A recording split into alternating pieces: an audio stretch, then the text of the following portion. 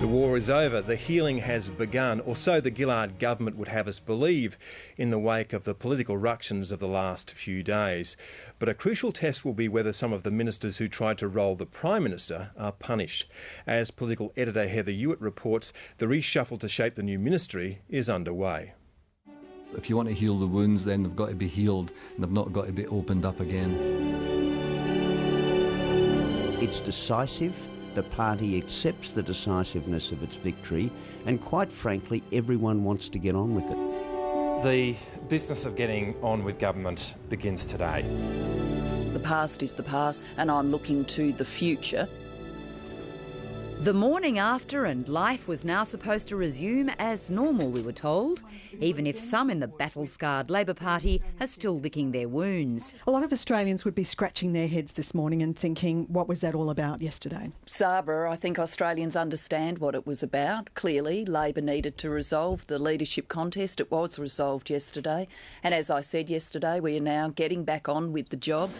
In a bid to prove just that, the Prime Minister and her Communications Minister, Stephen Conroy, called a news conference to announce with great fanfare final approval for the structural separation of Telstra. The decision today means that there can be genuine competition in telecommunications from today on.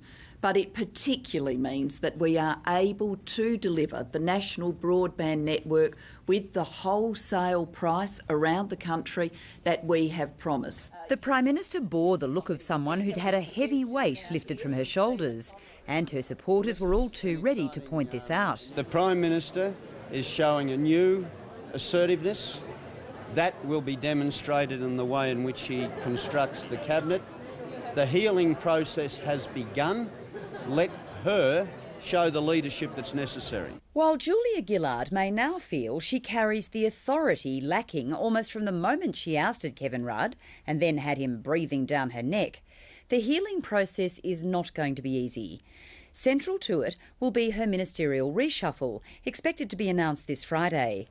All eyes in the Labor Party are focused on whether there'll be recriminations for ministers who backed Kevin Rudd. I would call on the Prime Minister not to engage in any recriminations against anyone who voted for Kevin Rudd. They did that because they believed in the party. They did that because they believed it was the best way forward.